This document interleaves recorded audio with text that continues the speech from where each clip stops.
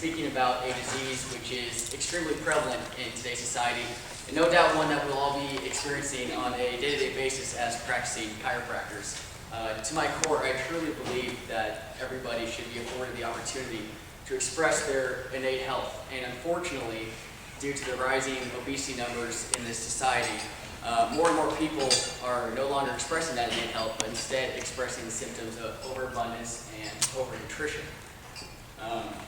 Obesity is a unique disease because it can strike on two fronts, both the physical and the mental realm. Physically, it literally weighs down the biomechanics of the body and causes lots of pathologies. And mentally, it can create a state so toxic that it can render somebody's self-confidence and feeling of self-worth to be useless. And that's a big problem. So today what we're going to be doing is we're going to be talking about some current statistics to get caught up on the lay of the land that's going on right now and into the future. And then we're going to take a biomechanical perspective of the spine of what's going on during obesity, and then finish up with how to approach making a lifestyle change for permanent recovery. Okay, so just to define obesity, I'm just saying that a lot. BMI is used to categorize. It certainly has its faults, but in a general sense, it works just fine. BMI of over 25 is considered overweight, and over 30 is considered to be obese. So that's what I'm referring to when I use that. This is a graph showing the historical perspective of where we've been and where we're going. You see in 1960, we are at 15% body fat as a nation. And 15%, not too bad. You see in 1980, we take a sharp trajectory upwards, whether that be the evolution of the computer, more office jobs, the processing of foods, the combination of all of them. Regardless, we go up and we're never coming back down. So what are the implications of this? Well, they're massive. And this is a map showing the regional distribution of what's going on present day. You can see the orange states are over 30%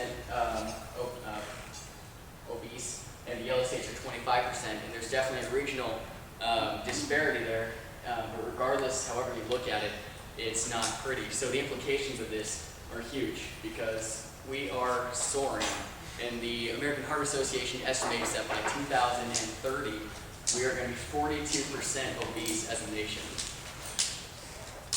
42 frickin' percent. I'm not okay with this number, and I sure as hell hope that you're not okay with this number, because this is what gets me up, and I'm not okay with this happening right here in our country when we're in a wellness and prevention type profession. This is our responsibility. Take control of this situation and right new ship. Okay?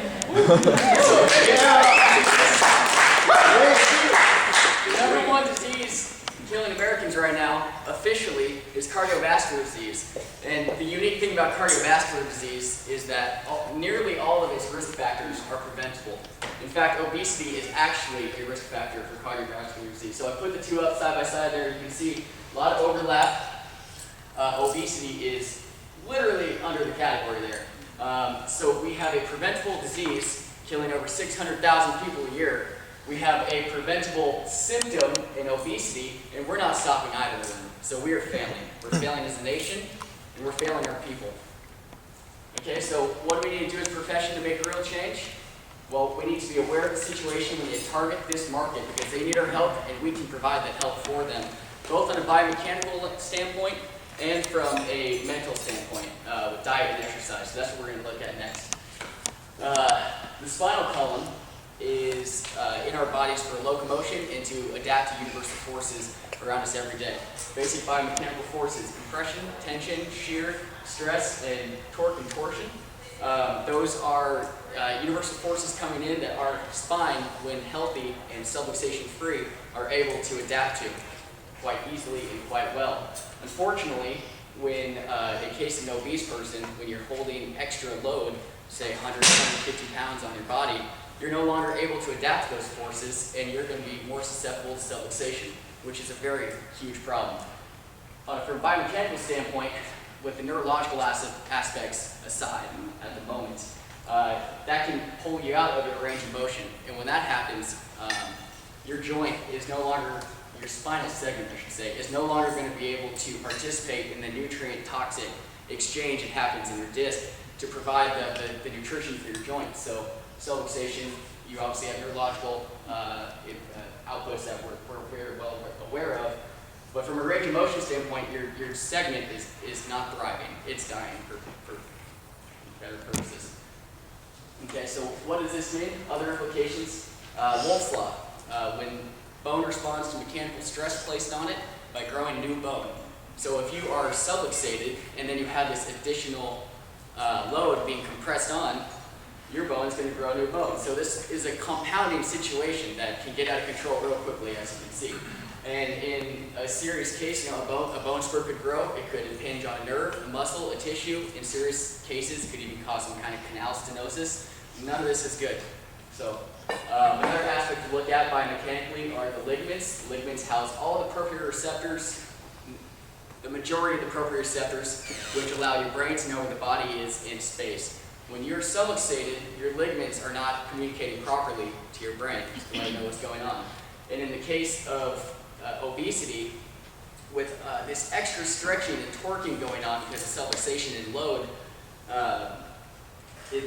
they elevate past their elastic zone and into the plastic zone, as we would say, and they're no longer able to come back to their normal state if they've been subluxated for too long. And in addition to this extra load being placed on it, that is a compounding factor and something that we need to take a look at. So our job in restoring health, primarily A, B, and C, detect and correct vertebral subluxations to remove nerve interference and to biomechanically get these people straightened out so that they can handle the universal forces coming into their bodies, and then we can move on to the next step, which is making a lifestyle change.